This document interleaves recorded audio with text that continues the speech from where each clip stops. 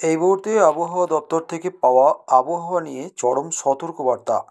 বঙ্গোপসাগরে নতুন ঘূর্ণিঝড়। তো কবে কোথায় এই নতুন ঘূর্ণিঝড়টি আছড়ে পড়তে পারে, কবে নাগাদ সাগরে তৈরি হচ্ছে নিম্নচাপ, যার জেরে কোন কোন জেলায় রয়েছে হালকা থেকে মাঝারি বৃষ্টির পূর্বাভাস, দক্ষিণবঙ্গ সহ উত্তরবঙ্গের এই শীতের মাঝেই আবহাওয়া কেমন থাকতে পারে, সম্পূর্ণ আপডেট আপনাদের জানিয়ে দেবো এই ভিডিওতে। ভিডিওটি অবশ্যই শেষ পর্যন্ত দেখবেন। আপনাদের কাছে ছোট্ট একটি রিকোয়েস্ট, আমাদের চ্যানেলটিকে সাবস্ক্রাইব করে সঙ্গে থাকবেন। চলুন দেখে নেওয়া যাক। দেশজুড়ে শীতের আমেজ ইতিমধ্যেই শুরু হয়ে গেছে। কোথাও বেশি কিংবা কোথাও কম শীতের প্রভাব সব জায়গাতেই লক্ষ্য করা যাচ্ছে। শীতের এই আগমনের সাথে সাথেই দেশের বিভিন্ন রাজ্যে বিক্ষিপ্ত বৃষ্টিপাত এখনও চলছে। তবে অশনি সংকেত হিসেবে শোনা যাচ্ছে ধেয়ে আসতে চলেছে ঘূর্ণিঝড়। এই নতুন ঘূর্ণিঝড়ের নামকরণ করেছে সৌদি আরব। ঘূর্ণিঝড় সম্পর্কে ইতিমধ্যেই সতর্ক বার্তাও জারি করা হয়েছে। আসন্ন ঘূর্ণিঝড়টির সম্ভাব্য নাম হলো ফেঞ্জাল।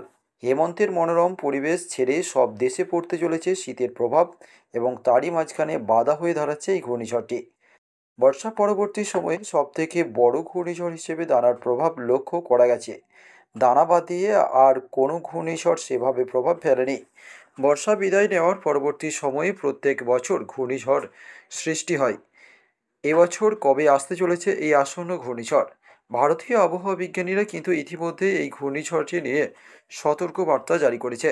দানার পর ভারতে আবারও সৃষ্টি হতে চলেছে এই ঘূর্ণিঝড়।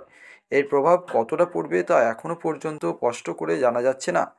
দানা ঘূর্ণিঝড় যেভাবে উড়িষ্যায় নিজের তাণ্ডব চালিয়ে গেছে, তেমনি এই আসন্ন ঘূর্ণিঝড়টি কোথায় আছড়ে পড়তে পারে তা এখনও অবধি জানতে পারেনি আবহাওয়াবিদরা।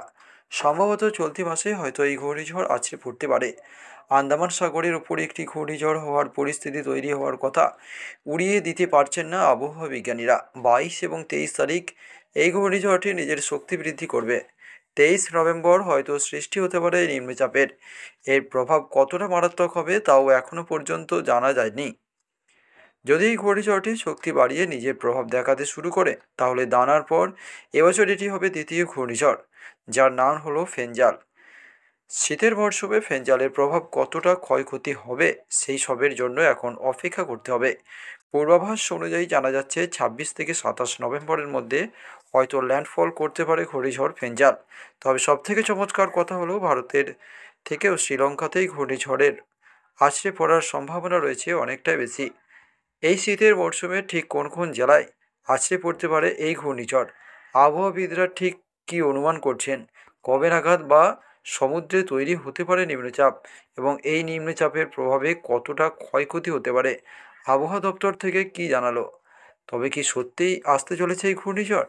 বিস্তারিত জানুন অবশ্যই, ভিডিওটি শেষ পর্যন্ত দেখুন। শীতের বুকে বঙ্গোপসাগরে আবার গভীর নিম্নচাপের ভ্রুকুটি। রাজ্যে রাজ্যে এর প্রভাব নিয়ে কি বলছে হাওয়া অফিস, আজকের আবহাওয়া আপডেটে জানিয়ে দেবো সম্পূর্ণ। রাজ্যের উত্তর থেকে দক্ষিণে রয়েছে শীতের আমেজ। এই আবহে বঙ্গোপসাগরে আবার নিম্নচাপ তৈরি হওয়ার পূর্বাভাস দিয়েছে আলিপুর আবহাওয়া দপ্তর। নিম্নচাপটি গভীর নিম্নচাপে পরিণত হওয়ার সম্ভাবনা রয়েছে। কবে হতে পারে সেই দিনক্ষণও জানিয়ে দিয়েছে হাওয়া অফিস। গভীর নিম্নচাপ শক্তি বৃদ্ধি করে ঘূর্ণিঝড়ে পরিণত হবে কিনা সেদিকে রয়েছে নজর। তবে এই নিম্নচাপের প্রভাব পশ্চিমবঙ্গে পড়বে না বলেই মনে করছে হাওয়া অফিস। আলিপুর আবহাওয়া দপ্তর জানিয়েছে বৃহস্পতিবার দক্ষিণ আন্দামান সাগর সংলগ্ন এলাকায় ঘূর্ণাবর্ত তৈরি হয়েছে। এই ঘূর্ণাবর্ত শনিবার 23 নভেম্বরের মধ্যে দক্ষিণ পূর্ব বঙ্গোপসাগর পরিণত হতে পারে নিম্নচাপে। 25 তারিখ অর্থাৎ আগামী সোমবারের মধ্যে সেই নিম্নচাপ শক্তি বৃদ্ধি করে গভীর নিম্নচাপে পরিণত হতে পারে। এই গভীর নিম্নচাপে শক্তি বৃদ্ধি করে ঘূর্ণিঝড়ে পরিণত হওয়ার সম্ভাবনা রয়েছে কিনা তার উপর নজর রাখছে হাওয়া দফতর।